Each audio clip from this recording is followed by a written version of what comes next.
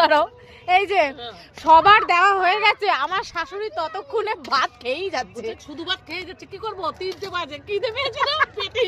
বলছে মাংস দে এদিকে, আমার ভাত খাওয়া হয়ে গেল। দাদাকে দিয়ে আসো।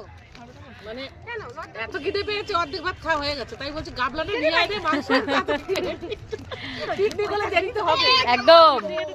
আরো আমাদের কি হয়েছে সমস্যা, ওপরে যেহেতু বিশাল হাওয়া, ওই জন্য রান্না হতে একটু টাইম লেগে গেছে, নাহলে এই রান্না তো বেশিক্ষণ টাইম লাগে। হ্যাঁ, আর উঠবো না আমরা?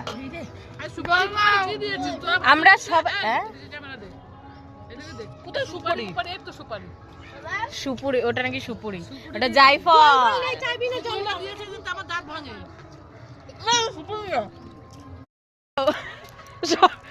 বলছি জল হচ্ছে, দাঁড়াও আমি দিচ্ছি তোমাকে জল, সরো সরো,